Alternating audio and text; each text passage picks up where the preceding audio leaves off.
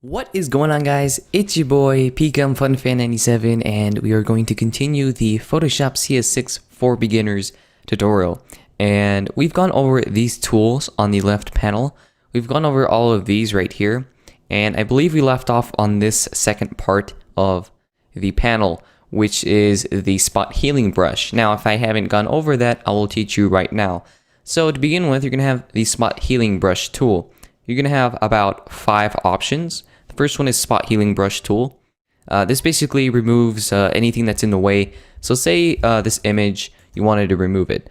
In this case, I have my background right here. I did a layers tutorial on that. If you guys want to watch it, I'll post the link in the description so you guys can see that. But you want to make a duplicate of that by pressing Command J or Control J if you're on Windows. And then we'll make a duplicate of the background image. So now you can start editing. So with my spot healing brush tool selected, you can simply click and drag just as if you were going to use the brush tool. You would just click and drag, and it will remove whatever's in the way. And say you wanted to remove this as well, you can do that. You can decrease the size of the brush by right-clicking and moving left to right to increase the brush and left to decrease the size of the brush. And you can just go like that, and that will remove it. Keep in mind that it doesn't always work as you think it will. So you can use the spot healing brush tool. There's 2 different ones. This one, basically, if you click it, it's going to be different. It's going to ask you option click to define a source point to be used to repair the image. So you would have to option click somewhere, option on my Mac, and you would sample this right here, and then you can use it to go over, and this will sample everything. But to be careful, you don't really want to go to like if you click right here or somewhere right here and you start coloring, or you're going to start sampling the glasses itself. So you don't want to do that. So you want to be careful when you're using this tool. The next one is the patch tool. The patch tool basically works if you were to copy something.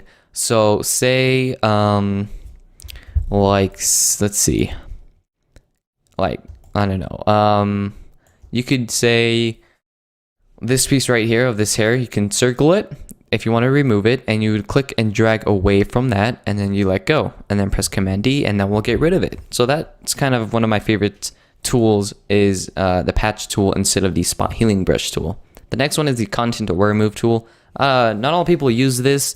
I don't use it personally, but to be honest, the content aware move tool, you basically would select something, say her eyebrows, if you guys really do want to use it, and you would click and drag, and that will make a selection or a copy of it, and then it will place it somewhere else on another wherever you dragged it, and it will take it off as well, so you can see that she has no eyebrows anymore. So let's put that back. And then you have the red eye tool. So this basically works. Let me go ahead and open up a different image. Say someone had let's select this one. Say someone had red eyes. Okay, so I'm gonna go ahead and get the brush tool. I'm gonna decrease it by using the left and right bracket key. And say they had like red eyes. So I'm gonna make it nice and red. So say they had red eyes, okay? And I'm gonna do it right here. That looks a little scary, but that's okay. Go back to the red eye tool, and here you can select it. You could just click, and then we'll remove it. So all you gotta do is click and drag, or actually you have to highlight it, and it will remove it. So you have to select all of it, and usually it works. There you go, see, and it removed it. It does its best. Photoshop does its best to remove the red eye tools. Basically, when you take a picture in your camera, usually their eyes will turn out to be red, if you guys have seen that. The next one is the brush tool. I think you guys all are familiar with this tool. Basically, you can just draw in whatever you'd like. You can change the mode to any of these, say overlay. It will overlay the image, so it won't be as the opacity won't be 100. It's going to be like 20 or something.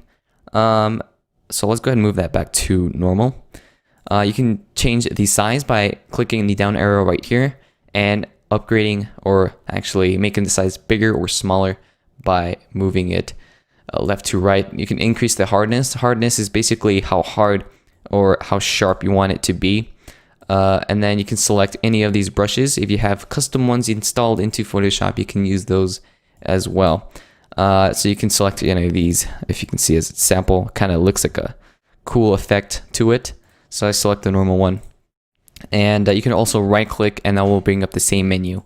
So that's basically it for the brush tool. And if you want to change the color, you can just double click this red box. Usually it's going to be like this. Say you have a color filled in like pink or something, and you have this one as well. Like say you have it mixed up and you want to go back to the default option, you would just click right here, this two small boxes. It's going to be black and white. You would click that and that will turn it back to default. You can also click that and make it blue or something, and then you can color in with that. So that's really nice. Then you have the pencil tool. Basically, it's just a pencil tool. It's more thinner and it looks like it's a pencil drawn, and it works as the same effects as the brush tool does. The next one is the color replacement tool. Basically, this if you click and drag, this will sample it, as in this will color. Say you wanted to sample this, it will actually get a color of that, which is pretty nice. If not, then I have no idea. But say you wanted to color in something, I don't really use the color replacement tool, so I would mess around with that. Then you got the mixer brush tool. Again, I'm not going to go over that because no one really uses that. The next one is the clone stamp tool. Pretty much this, if you click and drag around, it will sample like whatever you have sampled. You have to option again. Say you wanted to sample. When you hold down option, you have to hold down option and click. Say what you want to sample an empty area of the skin to remove these pimples. You would just click right here, and you can see it's sampled of the skin color, and you would click over it, and this will sample out as close as where you selected it to.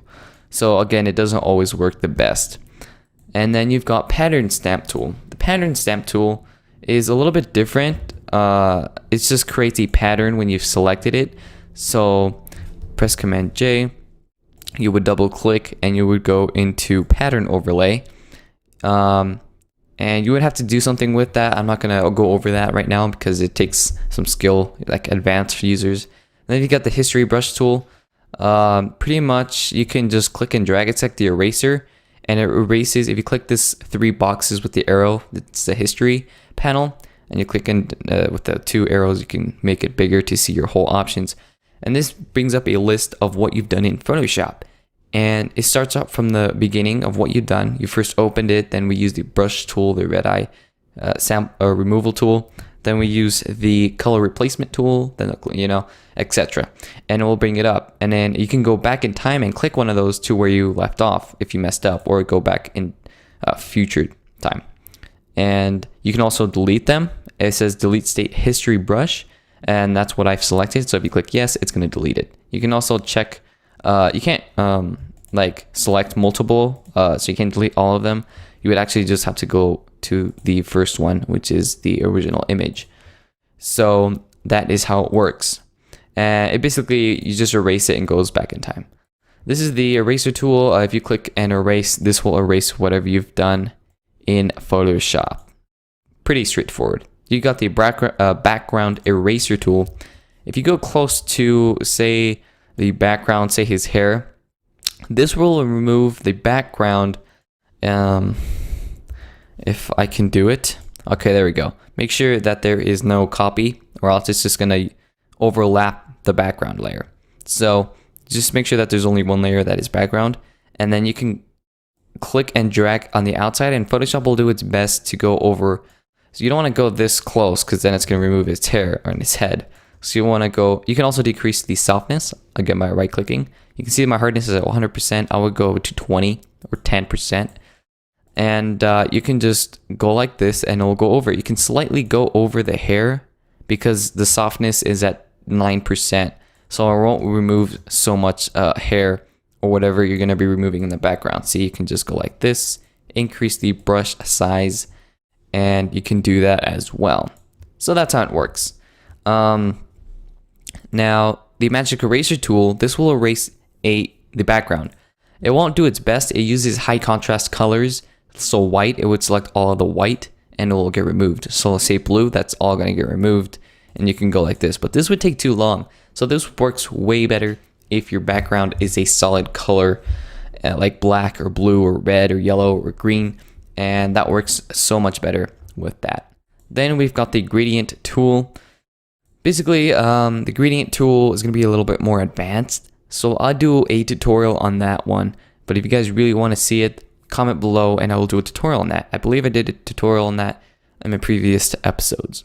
The paint bucket tool, you click or you double click the square color right here, which is blue, and you would choose a color. Say you wanted this one, and you click OK, and you click just normal click left button click, and it will fill in whatever you color or whatever you choose to color in. So this comes in handy if you're doing like backgrounds for web or design or anything. And again, this works with high contrast colors. Excuse me. But yeah, that's how it works. The 3D material drop tool, again, I'm not going to go over that because no one really uses it. The next one is the blur tool. This will blur out images. I'm going to go ahead and make my brush bigger and increase the hardness. This will blur out whatever you're like. It's like the brush. You would just click and drag. It's like using the brush tool. You would click and drag, and this will blur out the image. The more you go over it, basically it's like you're layering the image over and over again, so it will make it even more blurry. See?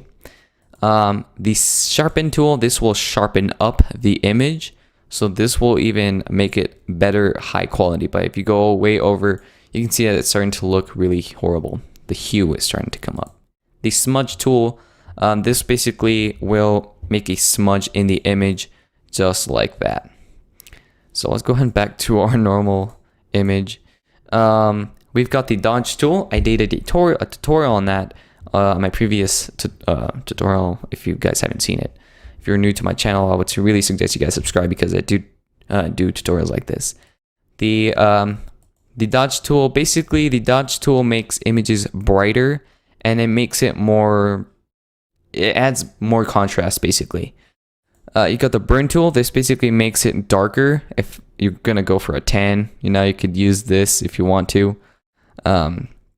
So yeah, and then you got the sponge tool. The sponge tool basically kind of decreases. It's like I look like the person looks like a zombie. By the way, this is not me. So this basically is the sponge tool. It removes the color, the saturation of the image. So yeah. And this is basically it. This is all I've got for you guys. So if you guys want to go ahead and leave a like in the ratings below, that will be much appreciated. And subscribe if you guys are new, and leave a like to show some appreciation. Comment below if this helped you in any way, and I'll see you guys in my next video. Peace.